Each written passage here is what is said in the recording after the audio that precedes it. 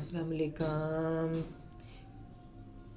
Welcome मेरे channel Somi कुक्स पर आपको वेलकम। आज की रेसिपी बड़ी मज़ेदार, बहुत ही क्रिस्पी पकोड़े मैं आपके लिए लेकर हाज़िर हूँ।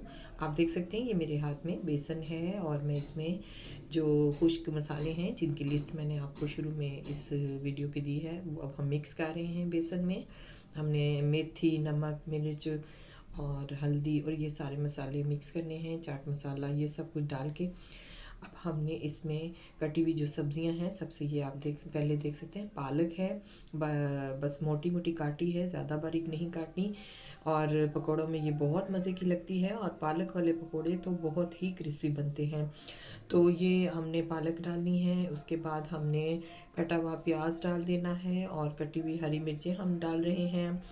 और ये सारी जो कटी हुई सब्जियां हैं ये हमने मिक्स करनी है बेसन के साथ, सारी डाल के पानी डाल के हमने इनको घोल लेना है, मिक्स कर लेना है। ये उबले हुए आलू हैं जो हमने पीसेस में काटे हुए हैं। आप जितनी ज़्यादा सब्जियां जो आपको पसंद हैं वो आप इसमें डालें, पकोड़े इतने ही मज़े के बनते हैं। तो मुझे तो ये आलू और पालक के साथ बहुत अच्छे लगते हैं और प्याज और हरी मिर्च भी हमने डाली है तो ये भी काफ़ी है। इसमें आप अब पानी डालेंगे इतना कि बस आपने उसमें गाढ़ा सा हमारा ये बैटर तैयार हो, बहुत ज़्यादा पानी नहीं मिलाना वरना वो पकोड़े जो हैं वो ख़राब हो जाएंगे, नहीं सही बनेंगे। तो पानी आपने बहुत हाथ खींच के और सोच समझ के थोड़ा थोड़ा करके डालना है। और इतना कि बस आपका ये तमाम जो सब्जियां और मसाले हैं वो बेसन में मिक्स हो जाएं, पानी इतना ही डालना है।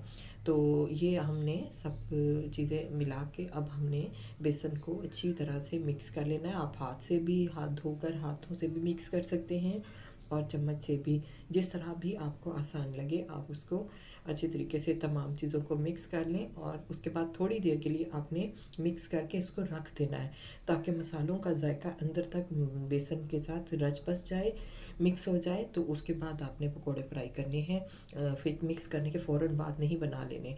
तो अब ये हमने कढ़ाई में तेल गरम कर लिया है, तकरीबन 2 कप के से ज़्यादा थोड़ा तेल है।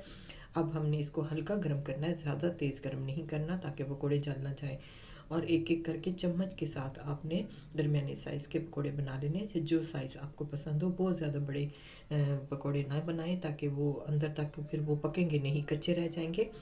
थोड़ा दरमियाने साइज़ के पकोड़े आपने बनाने। एक एक चम्मच भर के हम इसमें कढ़ाई में तेल में डालते जा रहे हैं। याद रखें कि आँच आपने ज़्यादा तेज़ नहीं करनी क्योंकि पकोड़े वो अंदर तक पकेंगे नहीं, कच्चे रह जाएंगे और जल जाएंगे, तो जल्दी ही डार्क ब्राउन हो जाएंगे। इस तरह से हमने नहीं बनाने, हमने इनको क्रिस्पी बनाना है। तो हमने थोड़ी सी आंच हल्की ही रखनी है, बहुत हल्की नहीं, मतलब दरमियानी से थोड़ी सी कम। तो उसमें ये होगा कि पकोड़े आपके क्रिस्पी बनेंगे। और जब ये सब पकोड़े हम डाल लेंगे तो फिर हमने इनकी साइड चेंज करनी है। जब थोड़ा सा वो नीचे से पक जाएं तो फिर इनकी साइड चेंज कर देनी है ताकि दूसरी साइड से भी फिर वो पक जाएं। और एक ही साइड पे पड़े रहेंगे तो वो कढ़ाई में चिपक भी सकते हैं और दूसरे वो ज़्यादा डार्क ब्राउन एक तरफ से हो जाएंगे। तो आपने जब वो थोड़े से पक जाएंगे तो फिर आपने इनको टर्न करना है, इनकी साइड चेंज करनी है ताकि ये फिर दूसरी साइड से पके। तो अब हम सारे पकोड़े जो हैं इस तरह से हमने एक एक करके हमने इनको डालते जाना है, थोड़ी थोड़ी डिस्टेंस के साथ डालने हैं, बिल्कुल साथ जो हैं वो आपने चिपका नहीं देने, फिर उनको मैनेज करना मुश्किल हो जाता है, हिलाना जुलाना। तो अब आप देखें कि अब ये थोड़ा सा कढ़ाई को आप हिला भी सकते हैं चम्मच चलाए बगैर। जब आप शुरू में डालेंगे तो अभी पकौड़े बिल्कुल कच्चे हैं, इसलिए ज़्यादा चम्मच हिलाएंगे तो वो टूट जाएंगे। तो आपने हल्का सा कढ़ाई को उनके हैंडल से पकड़ के हल्का हल्का घुमाना है, थोड़ा थोड़ा सा हिलाना है ताकि पकौड़े नीचे से लगे भी नहीं और हिल जाएं थोड़े से। अब हमने चम्मच कफगीर से हमने इसको अपने ये हिलाना है और इनकी साइड टर्न करनी है। हमने थोड़ा देखा है कि अब ये थोड़े थोड़े इनका कलर आ रहा है नीचे की तरफ से, आपको पता चल जाएगा नीचे से हल्का हल्का ब्राउन होने लगे तो आपने इनको टर्न करना है। जब ज़्यादा कच्चे हों तो उस वक्त आपने इनको टर्न नहीं करना वरना ये पकौड़े टूट जाएंगे। और आंच हमने दरमियानी ही रखी है ताकि पकौड़े क्रिस्पी बने और इनके अंदर तक वो पक भी जाएं। दोनों तरह से ये चीज़ हमारे लिए ज़रूरी है कि अंदर तक पक भी जाएं और क्रिस्पी भी बने। तो हद से ज़्यादा स्लो जो है वो हीट वो भी अच्छी नहीं है इन पकौड़ों के लिए, क्योंकि पकौड़ा जो है वो फिर वो आपके बहुत ऑयली और ढीले से बनेंगे। तो पकौड़ों के हवाले से ये आँच का जो हीट का जो है ना वो ऑयल का वो आपने ख़ास ख्याल रखना है अगर आप चाहते हैं कि बहुत अच्छे से मज़े से क्रिस्पी पकौड़े बने। आप देख सकते हैं पकौड़ों में बड़ा प्यारा सा गोल्डन कलर आना शुरू हो गया है। अभी थोड़ी सी और हम इनको फ्राई करेंगे तो उसके बाद इनको निकाल लेंगे। और निकालने के लिए आप एक प्लेट में पहले से आप एक डिश में एक प्लेट में टिश्यू पेपर बिछा लें। इसके ऊपर हमने इनको किचन टावल पे टिश्यू पेपर्स पे हमने इनको उतारना है तो ताकि इनका जो एक्स्ट्रा ऑयल होगा वो एब्जॉर्ब कर ले टिश्यू पेपर। तो इसलिए वो पहले से आपने तैयार रखना है क्योंकि पकोड़े जो ही फ्राई होते जाएंगे आप उन्हें निकालना शुरू कर दें। ये ना हो कि आपके पकोड़े कढ़ाई में ही बहुत ज़्यादा फ्राई हो जाएं और बिल्कुल डार्क ब्राउन हो जाएं।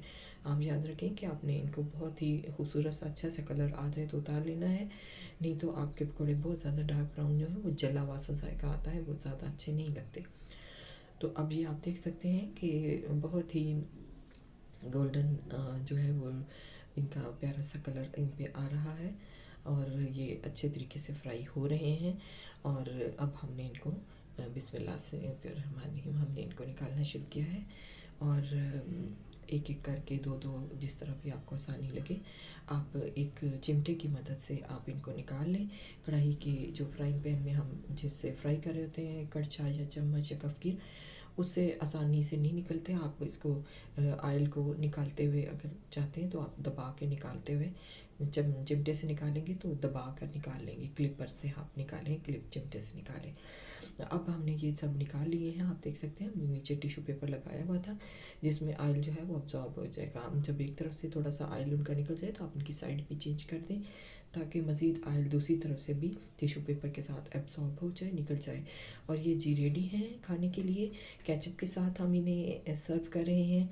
आप चाहें तो दही की हरी चटनी जो होती है हरे मसालों वाली आप वो भी बना सकते हैं, उसके साथ भी बहुत मज़े के लगते हैं। तो अब ये आपने ज़रूर बनाने हैं और मेरी तरीके से ज़रूर ट्राई कीजिएगा, बहुत मज़े के पकोड़े बनते हैं। और इसके लिए आपसे एक रिक्वेस्ट है अब कि मेरी चैनल को सोमी कुक्स को, आपका अपना चैनल है, इसे कामयाब बनाएं, इसे सब्सक्राइब करें और अपनी कमेंट्स, अपनी शेयरिंग, लाइक्स, सब्सक्रिप्शन ज़रूर दें और इस चैनल को बनाएं कामयाब ताकि मैं आइंदा भी आपके लिए अच्छी अच्छी रेसिपीज़ आपके साथ शेयर करूं, आपके लिए लेकर आती रहूं। तो उम्मीद है आज की रेसिपी आपको ज़रूर पसंद आएगी और इनको आप रोटी के साथ खाएं, गरम गरम आप इसको इसी तरह से चाय के साथ खाएं, जैसे आपको पसंद हो। लेकिन ये बहुत मज़े के लगते हैं। और जब ये बन जाते हैं अगर आपने नमक मिर्च आपको कम लगे तो आप ऊपर से इनके ऊपर चाट मसाला भी स्प्रिंकल कर सकते हैं। वो भी एक बड़ी अच्छी सी ये टिप है। जो लोग ज़्यादा स्पाइसी पसंद करते हैं वो ऊपर से चाट मसाला भी छिड़क सकते हैं इसके ऊपर जब ये तैयार हो जाए, तो उससे भी इनका टेस्ट इन्हेंस होता है, ज़्यादा मज़े के लगते हैं। तो मेरे चैनल सोमी कुक्स को कीजिएगा लाइक और मुझे दीजिए अब इजाज़त। दुआ में याद रखिएगा। अल्लाह हाफिज़, फ़ी अमान अल्लाह।